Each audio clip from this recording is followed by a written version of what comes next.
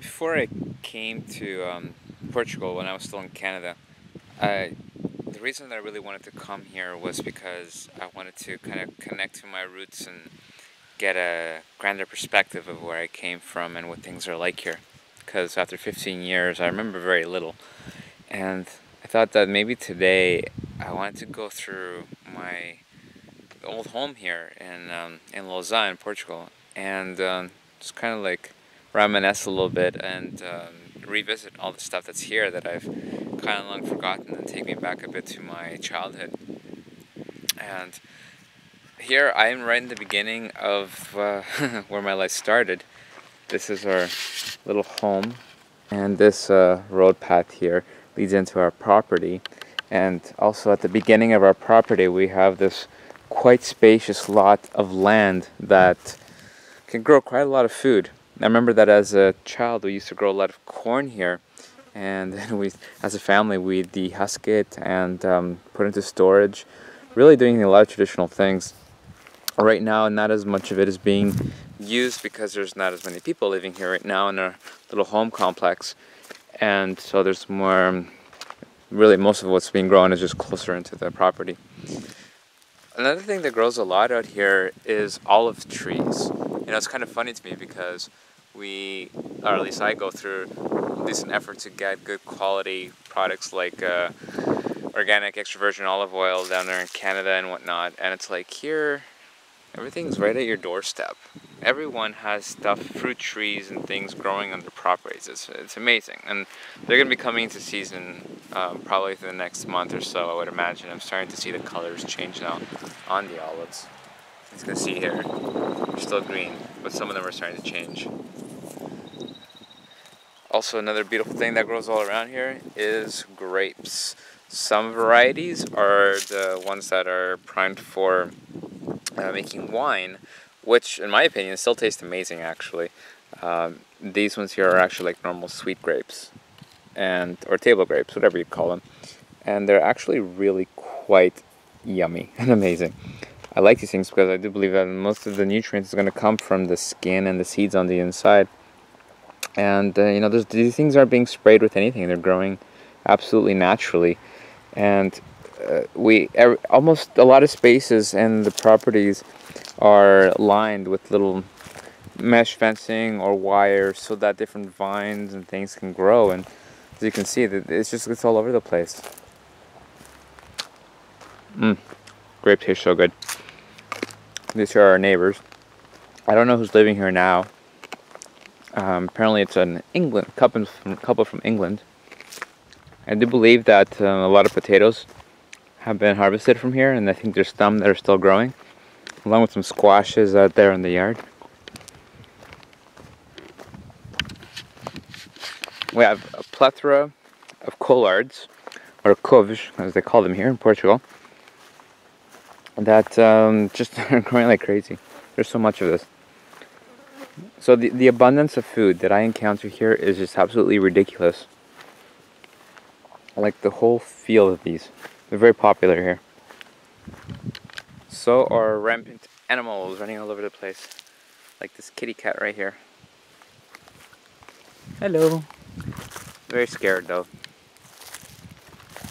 Here are more fresh collards. We also have huge pumpkins that they kind of cut and then didn't do anything with them. So they're kind of roasting under the sun, and they'll probably end up decomposing here. They're just so big you can't even pick these up. We also got a lot of peppers and tomatoes. The tomatoes actually vine out into all over the place. Sometimes you see them in random spots. And then here we also have again more vines growing grapes. These ones out here are the ones that are, I think, more typically used for wine. Again, they just taste so good. Oh, what's the matter?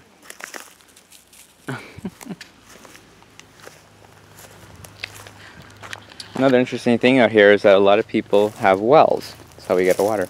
This doorway here leads into the I guess the place where the motor and just the access point is for the well. And it used to be that the whole thing was visible, but now there's just vines and things growing all over it. You can't even see that there's actually a well underneath all of this mass. So we have a pump over there that actually shoots the water out through here and goes directly into our home. This here used to be where we wash clothes. Now we no longer do, because this big complex here had a hole somewhere in there, or multiples, and so they couldn't retain water anymore. So you can see jungle and nature kind of took over. Over here we have a beautiful fig tree. Let's see if I can zoom out here a little bit. And it's amazing because you can come out here every day and grab a couple of figs, because every couple of days we get a fresh batch that's ready to harvest. It'd be cool if I could get a zoom in on here on any of them, like right there. Those ones aren't ready yet, but there are some that are. It's funny because figs over in Canada, you pick these in the grocery store and they taste like crap. Over here, you grab them when they're nice and ripe, and they taste absolutely amazing. I never even liked figs before I came here today, or before I came here to Portugal. There also used to be there's a river here, or a dry creek, that totally fills up with water during the winter, which is interesting. We got a lot of snow in Canada. Here, we get torrential rain downpours. And all this actually fills up.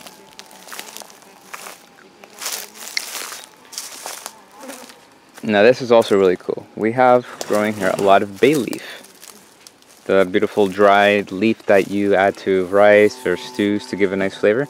There's so much of it here, fresh. And so what they do is they actually pick some, they let it dry under the sun, and then it gets used without needing to go to the grocery store for that. Here is a walnut tree. How nice is this? Rather than paying $14 a pound at a store, you can get them fresh here, well, when they're in season, which is more or less now. And most of them have already fallen off, but a lot of them were harvested and they're actually in a storage place, which we'll get to a little later. So I'm going to keep walking through the back here.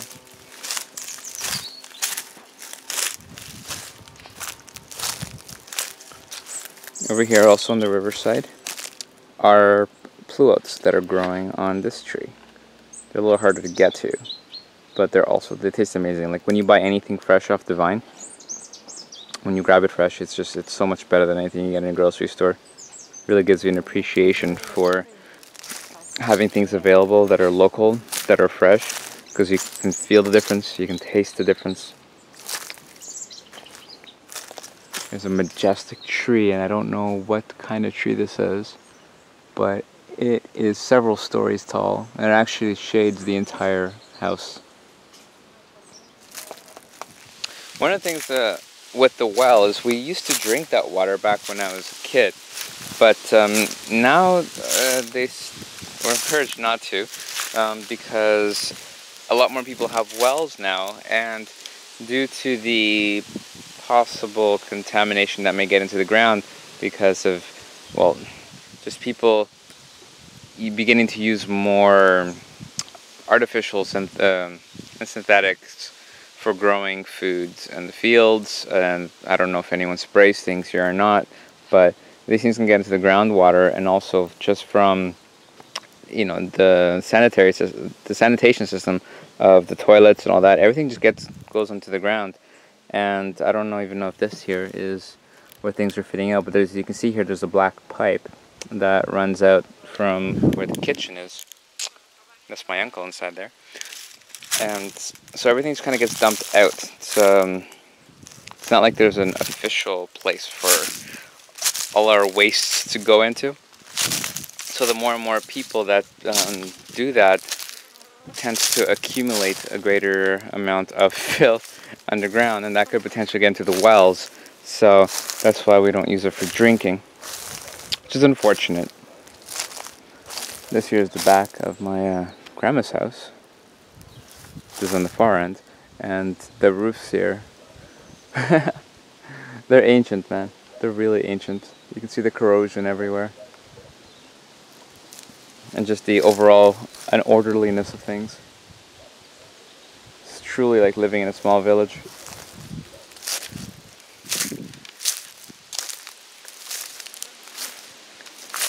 Behind our house, there's a big valley.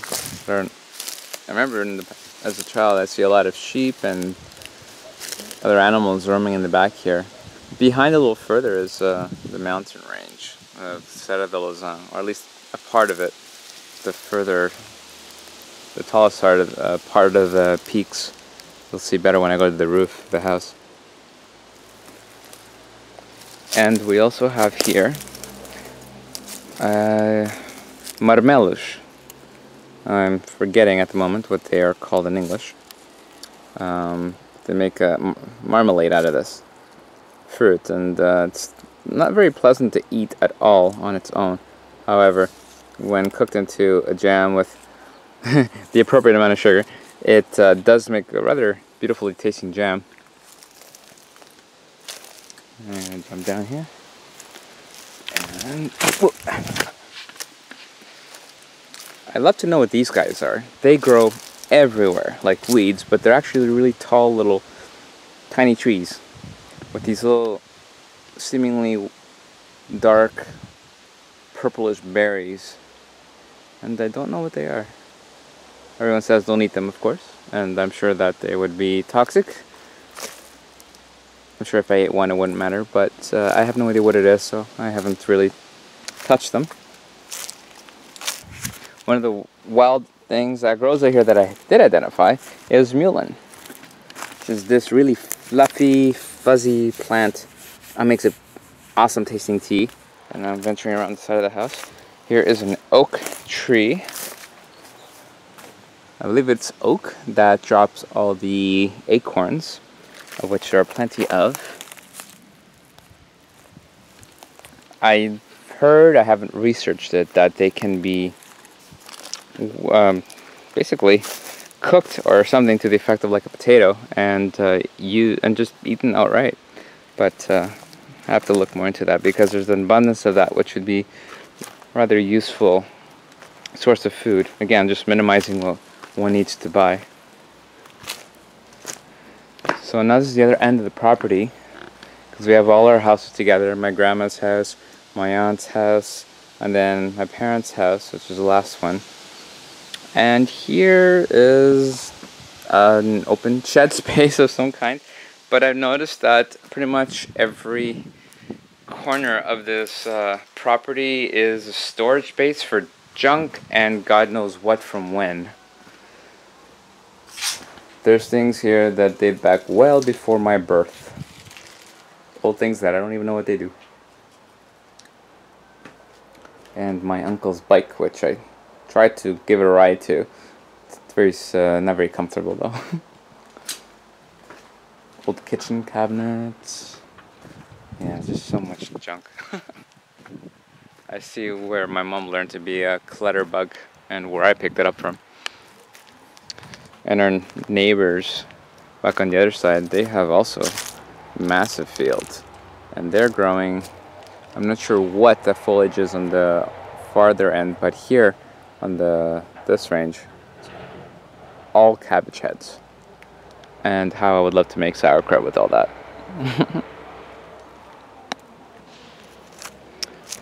Daisies, beautiful flowers. There's also a lot of purslane that grows wild here, which has been harder for me to find in Canada. But it's even growing out of these pots. It's really awesome, edible green. I love it. Adding it to salads. This is my uncle's dog. Can't remember his name. Hey, puppy. Latanya. It's full of fleas, unfortunately, or something. They let him loose at night, and he kind of like guards the property, barking at anything and everything that comes nearby. This is my grandma's house here. A lot of the walnuts that have been collected. These guys are just gorgeous. Oh, these guys here are the ones that are the table grapes, the globe grapes, and they just grow all over. And because they're just not harvested as quickly as to the quantities they grow, a lot of them just start to wilt and go bad. But you can see that this entire arch is just covered in them because of the wire meshes that run through. The vines just tend to grow all around, make their way into the house. But they taste amazing. This tree here is, I believe, one that grows apricots or something similar. And all that's left is the remnants of what's dried because they're out of season. So that's my aunt's house, my uncle's car. Drives a Mercedes. Really old though. And my uncle actually tried to add a second layer to the second story to the house here. Although he was trying to do everything with like renewable stuff, and as one person doing the work, he never did get very far, and it's quite incomplete.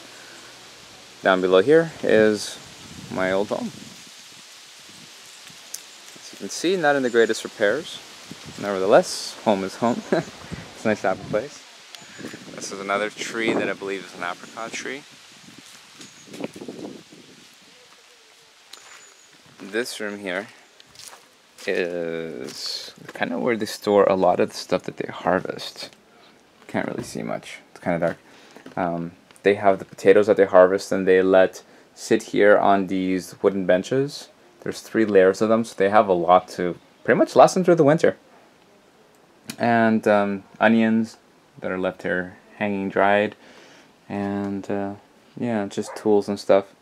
But like, this is not at all a place that's like in good repair. This is generally the state of a lot of the spaces. This is probably what our house would be like on the inside if my uncle hadn't kind of refurnished it a little bit during our years of absence from living here. Moving on a little further. This little corner is a chicken coop. Back when I was young, we used to have a lot of chickens growing in here. Now there's only one in there that they actually found randomly. And this here, I believe they used to ferment alcohol in this room here. I remember there was also a pig that's been slaughtered here when I was young. But yeah, this is a bunch of the walnuts from up there that we saw earlier that have been harvested and they're just kind of out here drying out and ready to crack and open and enjoy, and enjoyable they are. And moving along, this little funky space is our laundry room. I think, no wait, this is not. This is just more storage. Our laundry room is the next room. As you can see, the beautiful repair of this.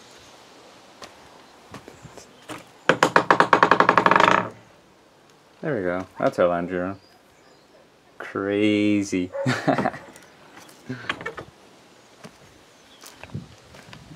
And then going around, more grapes. And just 2 random spots with miscellaneous tools and clothes and towels, things hanging to dry. This one here has a mass storage of wood, which we used to have ovens that actually were fueled by burning wood. We had one in my mom's house, but no longer do. So I'm not actually sure what my family uses the wood for. Yeah, now let's go upstairs to the roof.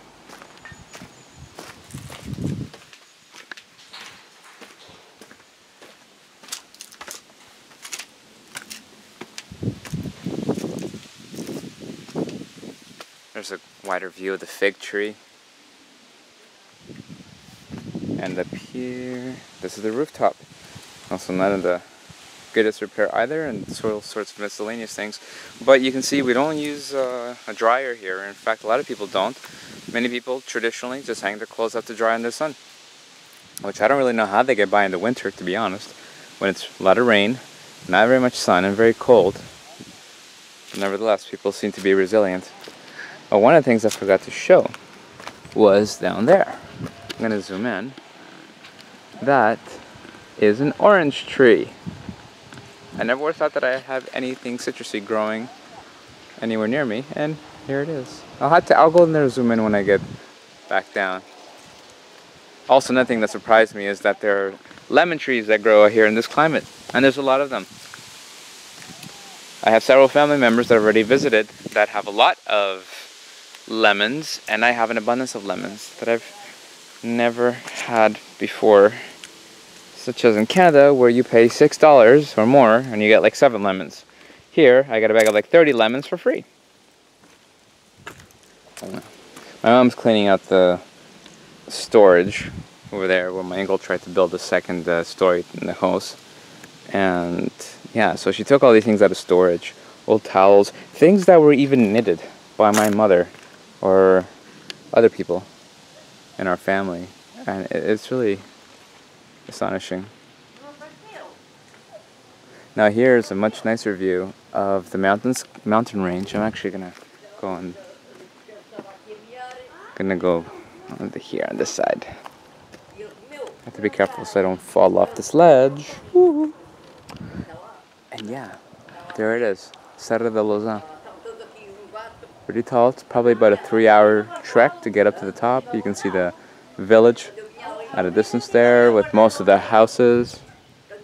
You can also probably hear my grandma and my aunt shouting in the background because my grandma's deaf, so it's a lot of yelling that happens for people to be heard. Yeah, this is where I grew up. I ran into my aunt on the way down, and she said that they actually use all this wood for the little fireplaces that they have, and because it gets really cold here, and the houses aren't heated or air conditioned. There's no kind of ventilation, so the wood is actually used for that. Looks like they got a good stock for the season. Yes, this is our orange tree. So they're coming into season because they're actually a winter fruit. How awesome is that? I would love to have been around to taste these when they come. But we also used to have a peach tree that had the world's best peaches, I swear. Now we don't. The tree died. Another interesting thing is that I was told that the oranges that you see on the ground here, they're actually from last year that never fell.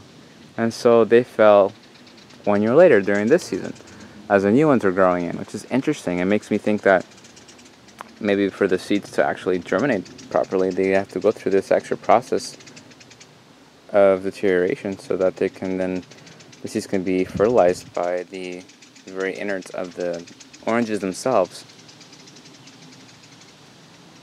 It's a cool thing about nature. Everything has its cycles and proper method.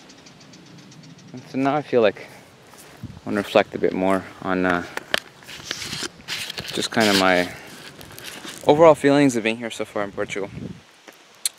It's been a little challenging in one regard because I find myself occasionally drawn to falling into judgment of how people live here, and specifically just people's old habits.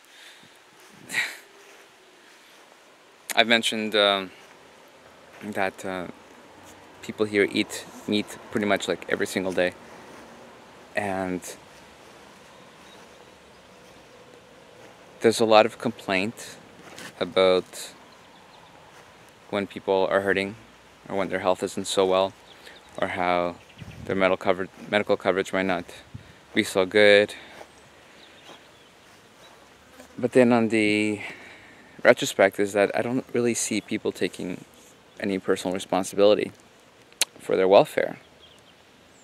I mean, this is a challenge even for me at times, because having been a student of addiction for a long time, and I know addiction can take any form. For me, my personal challenge has been with food, and I see how that plays out with my family. It's like it's literally in the genes, and the environment has nurtured it out. I see people spending most of their time focusing on their preparing meals and eating, and well, watching TV about the local politics and how everything's shit. Yet there's this general self-defeating attitude that, well, you got to live it up and fill your plates and do the most you can and eat till you're full, and accepting this inevitability that when your body can't take anymore, you're eventually just going to end up in the dirt anyways. And that always rubs me the wrong way, because what I then see is people not living to their potential, not even being cognizant that they can be more and do more. And I get it, it's an older generation, and these are the beliefs that they have harbored and nurtured and will probably go to the grave with. I guess what's sadder is to see younger people, like one of my cousins, that has accepted the same kind of lifestyle, that, you know, spend your day, work when you have work and when you can, earn your money, and then you spend your evenings and your weekends at the bars, and the distractions of the local soccer games, and with a cup in your hand, and then another cup, and I'll tell you, people here drink a lot. So even though there's this air of being more, having that European relaxed kind of lifestyle, there's also a high degree of indulgence. And then, I really question how much happiness is there actually embedded within people, because when I recognize the suppression of emotions and indulgences of addictive tendencies, of course, namely with food, I recognize these very readily because I've had to face a lot of this myself and continue to. So, I don't know, I guess the big question for me that came up very recently is I'm back on another part of the world, a lot of flies here, and people do the same things everywhere that I've seen so far. People eat, you sleep, you work, you congregate and talk about, like I said, your local politics and the games.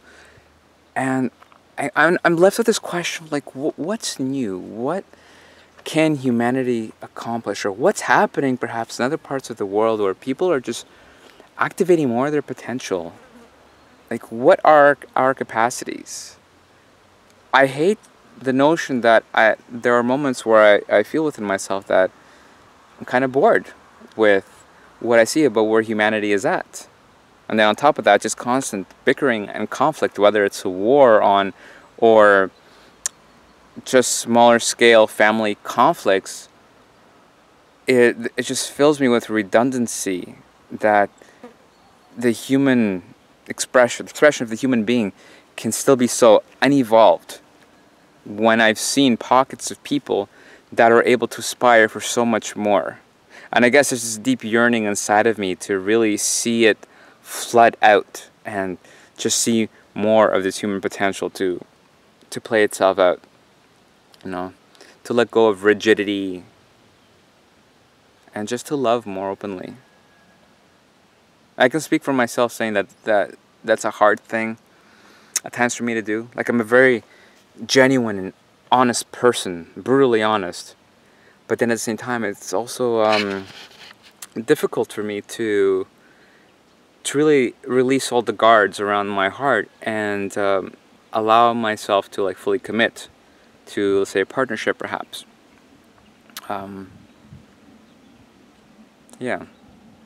So I've asked a couple times now for myself and to my higher self, like, why am I here? Where's this all going?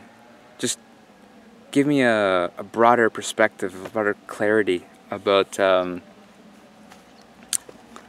what this is all about. Feeling this need for just a little security, a little assurance that all is not in vain.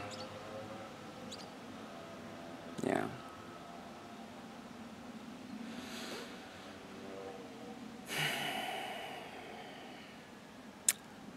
Guess that's it for now.